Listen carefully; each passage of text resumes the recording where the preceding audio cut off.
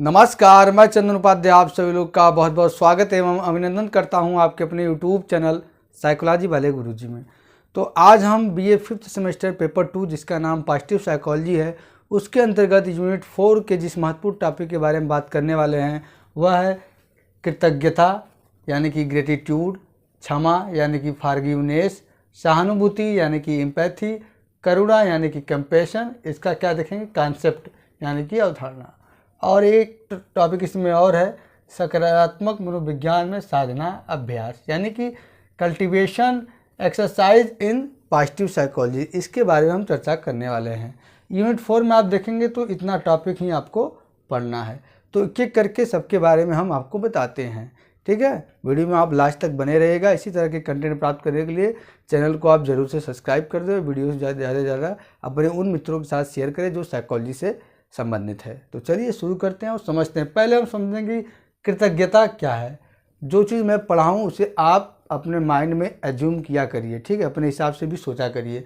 जैसे हम नाम लेते हैं कि कृतज्ञता या कृतज्ञ होना, तो ये क्या होता है आपके हिसाब से, इसका समान अर्थ क्या होगा? मतलब कि कोई व्यक्ति आपकी कोई मदद करता है या कोई ऐसा काम कर देता है जो आपके लिए बहुत ज़्यादा ज़रूरी होता है, या आपका कोई काम ऐसा रुका होता है जो पूरा हो जाता है, तो आप क्या है कहते हैं कि मैं बहुत कृतज्ञ हूँ भगवान का, मैं बहुत कृतज्ञ हूँ उस व्यक्ति का। आप कृतज्ञता यानी कि धन्यवाद ज्ञापन या धन्यवाद उसको करते हैं। ठीक है, तो पॉजिटिव साइकोलॉजी के परिप्रेक्ष्य में कृतज्ञता क्या है इसको समझते हैं। देखिए, कृतज्ञता वह शक्तिशाली गुण है जो हमारे रिश्तों को बदलने और हमारे जीवन को समृद्ध बनाने की क्षमता रखते हैं। जैसा कि आप जानते हैं कृतज्ञता जो है एक पॉजिटिव एबिलिटी है या एक सकारात्मक गुण है। ठीक है, और ये इतना पावरफुल है कि ये आपके रिश्तों को क्या है बदलने और आपके जीवन को समृद्ध बनाने की ताकत रखती है या क्षमता रखती है। ठीक है, यदि आपके अंदर कृतज्ञता का गुण है तो आपके रिश्ते दूसरे व्यक्तियों के साथ, समाज के साथ अच्छे रहेंगे। ठीक है, क्योंकि एक पॉजिटिव गुण है, और साथ ही साथ क्या है आपका जीवन भी इससे बहुत ज़्यादा समृद्ध रहेगा, बहुत ज़्यादा अच्छा बने रहेगा। ठीक है, कृतज्ञता में हमारे जीवन में अच्छी चीज़ों को पहचाना। ठीक है, हमारे जीवन में जो अच्छी चीज़ें हैं उसको हम पहचानें और सराहना करना शामिल है।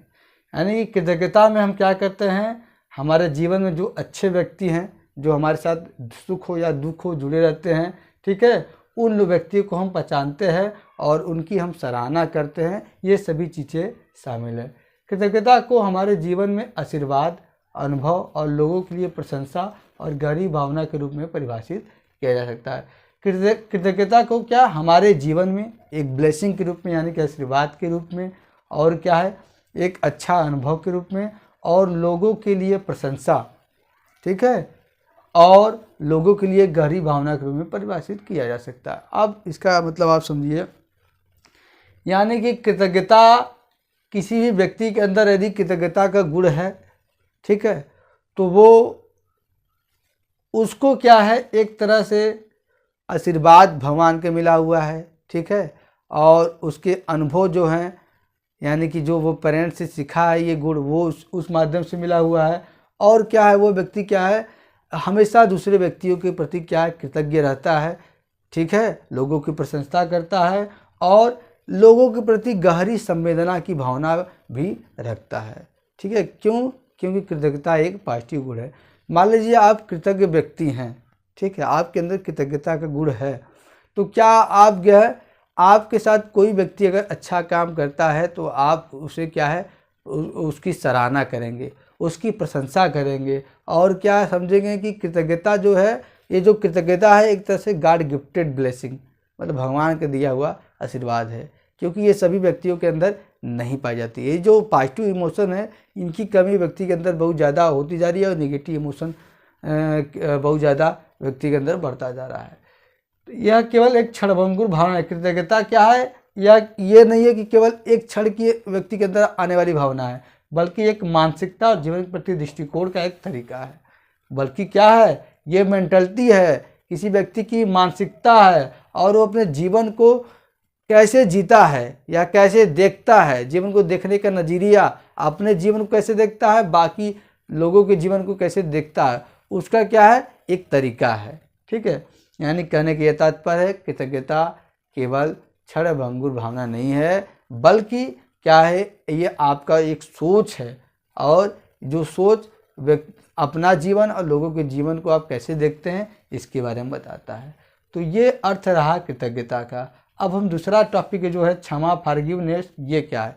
क्षमा, जब आप क्षमा नाम लेते हैं तो आपके मन में क्या आता है, क्षमा मतलब कोई व्यक्ति क्या है आपका नुकसान कर दिया है, या किसी व्यक्ति से आपने नाराज है, या कोई व्यक्ति आपसे कुछ गलत बोल दिया है, उससे क्या है आप क्षमा करते हैं।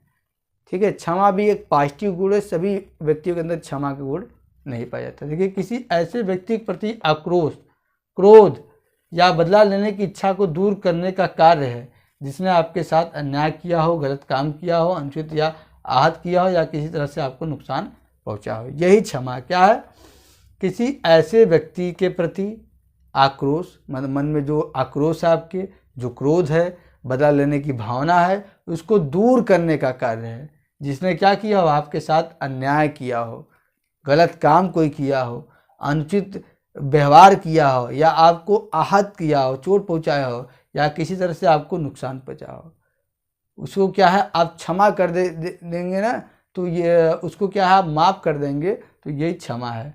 क्षमा क्या है, ये गुण सर्वोपरि गुण माना गया है। ठीक है, क्षमा का अर्थ अलग अलग लोगों के लिए अलग अलग होता है।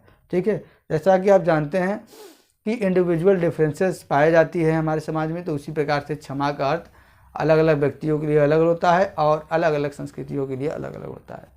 क्षमा आक्रोश या क्रोध से मुक्ति है।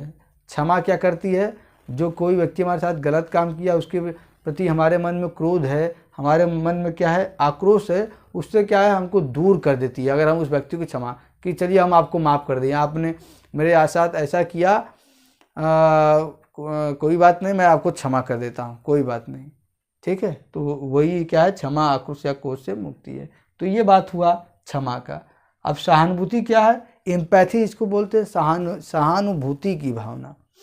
ये भी एक पॉजिटिव गुण है व्यक्ति के अंदर पाया जाने वाला, और इसमें क्या है विनम्रता, विनम्र होना, लोगों से नम्रता से बात करना। ठीक है, संतुष्टि, जो मिला है भगवान का आशीर्वाद समझकर उसी में संतुष्ट होना, और वर्तमान क्षण में आनंद खोजने की क्षमता। ठीक है, जो हमारे पास साधन है, ठीक, जो हमारे पास भौतिक संसाधन है या कुछ भी है, जो भगवान जो हमको मिल रहा है, उसको भगवान का आशीर्वाद समझ के क्या है उसी में मज़ा लेना, उसी में आनंद लेने की जो क्षमता होती है ना, उसी को क्या हम सहानुभूति कहते हैं। और क्या कहते हैं, दूसरों की भावनाओं को समझने और साझा करने की क्षमता क्या है, सहानुभूति है। कि मतलब हमारे अंदर सहानुभूति का गुण जब पाया जाता है, तो हम इससे क्या है दूसरों की भावनाओं को समझते हैं।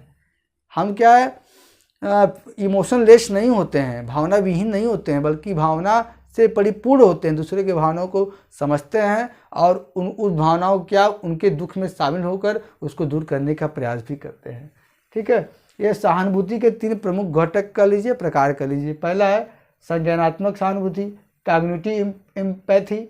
इसमें क्या होता है, किसी भी व्यक्ति के विचारों और भावनाओं को बौद्धिक रूप से समझने की क्षमता जो होती है, उसी को हम संज्ञानात्मक सहानुभूति, मतलब किसी व्यक्ति के विचारों और भावनाओं को बौद्धिक रूप से, दिमागी रूप से, अपने बुद्धि के आधार पर समझने की जो क्षमता होती है व्यक्ति के अंदर, उसको संज्ञानात्मक सहानुभूति होता है। दूसरा भावनात्मक सहानुभूति, दूसरों की भावनाओं को साझा करना और अनुभव करने की जो क्षमता है व्यक्ति के अंदर, उसको हम भावनात्मक, मतलब कि दूसरे की भावनाओं को साझा करना और अनुभव करना।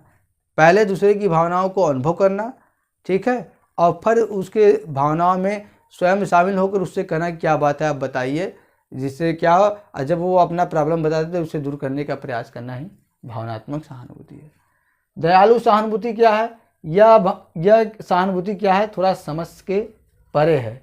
क्यों परे है क्योंकि इसमें पीड़ा को कम करने या दूसरों की भलाई का समर्थन करने के लिए कार्रवाई करना शामिल है। ये समझ से परे इसलिए है क्योंकि कई ऐसे व्यक्ति होते हैं जो कहते हैं कि हम आपके दुख में साथ हैं, आपको चिंता करने की कोई बात नहीं है, मैं आपके साथ हूँ, जब भी कोई ज़रूरत होगा तो हमको बताइएगा। अब जो जिस व्यक्ति पे दुख पड़ा है और जो व्यक्ति सहानुभूति दे रहा है, मान लीजिए उससे कह दिया कि मुझे इस चीज़ की ज़रूरत है, व्यवस्था कर दीजिए, ठीक है, तब बहुत से व्यक्ति क्या है यहाँ पे पलायन कर देते हैं। यानी कि बहुत से व्यक्ति क्या है, शब्द वाला सहानुभूति दिखाते हैं, केवल मुंह से सहानुभूति दिखाते हैं, जब एक्शन लेने का काम आता है, मदद करने का काम आता है तो पीछे हट जाते हैं। तो इसमें दयालु सहानुभूति में क्या होता है, वो व्यक्ति केवल भरोसा ही नहीं दिलाता कि हम आपके साथ हैं, बल्कि जब मदद पड़ता है, जब उसको ज़रूरत पड़ता है तो उसकी ज़रूरत को पूरा भी करता है और उसकी मदद भी करता है। इसी को दयालु सहानुभूति कहते हैं। अब करुणा कंपेशन क्या है? करुणा दया, दो चीज़ है, दया करुणा। करुणा में थोड़ा क्या है, दुख आता है ना। देखिए, करुणा किसी ऐसे व्यक्ति के प्रति सहानुभूति और समझ की भावना है जो पीड़ित है या कठिन परिस्थिति में। सिंपल सी बात, करुणा किसी ऐसे व्यक्ति के प्रति सहानुभूति और समझ, उसको समझने की भावना है जो पीड़ित है और जो कठिन परिस्थिति में फंसा हुआ है। करुणा का शाब्दिक अर्थ है एक साथ कष्ट सहना, ठीक है। करुणा का शाब्दिक अर्थ क्या है, एक साथ कष्ट सहना। यानी कि यदि परिवार में का कोई सदस्य कष्ट में है तो हम भी उसी कष्ट को अपना कष्ट मानकर उसके साथ क्या है, उस कष्ट को फील करना, ठीक है, और उस कष्ट से उसको उबारना, इसी को करुणा कहते हैं। इसे उस भावना के रूप में परिभाषित किया गया है जो तब उत्पन्न होती है जब आप दूसरों के दुख का सामना करते हैं, दूसरों के दुख को आप जब देखते हैं तो आपके अंदर करुणा का गुण आ जाता है, ठीक है। आप जो है आपके जो शरीर के रोए हैं वो क्या है, खड़े हो जाते हैं, आप रोमांचित हो जाते हैं, ठीक है, बहुत अंदर से आप दुखी महसूस और उस दुख को दूर करने के लिए प्रेरित महसूस करते हैं। वो कहते हैं जैसे कि आप मान लीजिए कहीं जा रहे हैं, एक छोटा सा बच्चा है, ठीक है, कहीं कूड़े कचरे में रोटी पड़ा हुआ है, उसको वो उठा रहा है, उठा के उसको नल से धो के तब क्या जो है उसी सूखे में खा रहा है। तो इससे जो उत्पन्न आपके अंदर होगी वो करुणा होगी, और वो करुणा क्या करेगा, वो आपको प्रेरित करेगा। क्या प्रेरित करेगा, उसकी मदद करने के लिए, या ये प्रेरित करेगा कि मैं जब बड़ा होऊंगा मैं ऐसा आदमी बनूंगा कि ऐसे जो भी व्यक्ति होंगे मैं उनके लिए एक आवास रहने और खाने की व्यवस्था कराऊंगा। इसी को क्या बोलते हैं, करुणा कर रहे हैं। तो बाकी ये जो 4 टॉपिक थे, यानी कि करुणा, कृतज्ञता, क्षमा, सहानुभूति, करुणा, ये आपको क्लियर, इसका कॉन्सेप्ट आपको क्लियर हो गया होगा। अब बात आती है सकारात्मक मनोविज्ञान में साधना अभ्यास। साधना क्या किसे कहते हैं, किसी चीज में मज जाना, ठीक है, किसी चीज को में मज जाना या किसी चीज में पारंगत होने के लिए बार बार प्रयास करना ही साधना अभ्यास है। तो ये जो ऊपर आपने गुण पढ़ा है, पॉजिटिव गुण पढ़ा है, तो वो आपके अंदर कैसे आएंगे, या कोई चीज आपके अंदर नहीं है, आप लाना चाहते हैं सकारात्मक गुण, तो ये क्या होता है, इसका अभ्यास करना होता है। इसी को हम साधना अभ्यास बोलते हैं। देखिए जैसा कि यह हमें सकारात्मक दृष्टिकोण विकसित करने में मदद करता है। क्या करता है, हमारे अंदर एक पॉजिटिव अप्रोच डेवलप करने का क्या है, डेवलप करने में मदद करता है। लोगों के प्रति के सकारात्मक नज़रिया बनाने में मदद करता है, और चुनौतियों का सामना करने में हमारे लचीलापन को बढ़ाता है। और यह जो अभ्यास है, साधना अभ्यास, वो किसी भी व्यक्ति के अंदर जो चुनौती आते हैं उसका सामना करने के लिए उसे क्या है, लचीलापन बनाता है। मजबूत लचीलापन मतलब उस चुनौती को पूरा करने के लिए मुझे चाहे जितने भी मेहनत करना पड़े मैं वो उतनी मेहनत कर लूँगा, किसी भी परिस्थिति में रहना पड़े मैं उस परिस्थिति में ढल जाऊँगा। इसी को लचीलापन बोलते हैं। और साधना अभ्यास करने से व्यक्ति के अंदर समग्र कल्याण की भावना जागृत हो जाती है। आप साधना अभ्यास से मतलब इतना ही समझें कि जो पॉजिटिव गुण है या कोई ऐसी चीज़ जो आप सीखना चाहते हैं, तो बिना अभ्यास करने से आप बार बार उसे नहीं सीख पाएंगे। जैसे आप चीज़ों को यहाँ पे पढ़ रहे हैं, क्लास ले रहे हैं, तो एक बार देखा आपने अच्छे से, मान लीजिए ध्यान से नहीं देखा, लेकिन ध्यान से आपने एक बार देखा, ठीक है, आपको कुछ समझ में आया, 2 बार देखा, उससे ज़्यादा समझ में आया, 3-4 बार देख लिया, आपको पूरा समझ में आ गया कि क्या कॉन्सेप्ट है, क्या कहा जा रहा है। कोई नई चीज़ें, मान लीजिए जब छोटे में हम लोग थे तो साइकिल नहीं चलाने आता था, तो क्या है, धीरे धीरे बार बार गिरते थे, पढ़ते थे, अभ्यास करते थे, और करते करते क्या है, साइकिल चलाने आएगा। अब कोई व्यक्ति साइकिल कहाँ सीखता, आप सीधी मोटरसाइकिल और स्कूटी चलाना सीखता है।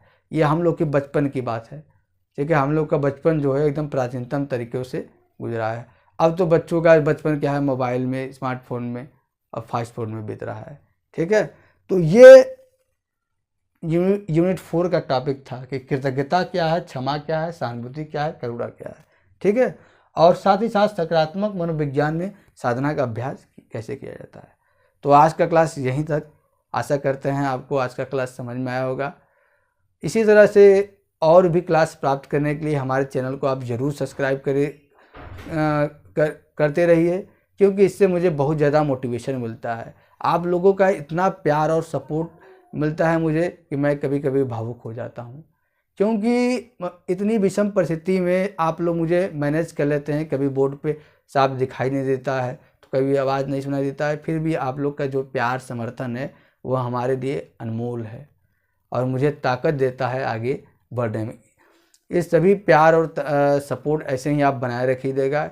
इस सभी चीज़ों के लिए आप सभी का बहुत बहुत धन्यवाद। मिलते हैं हम अपने नेक्स्ट वीडियो में किसी अन्य टॉपिक के साथ। तब तक के लिए आप सभी का बहुत बहुत धन्यवाद। जय हिंद, जय भारत।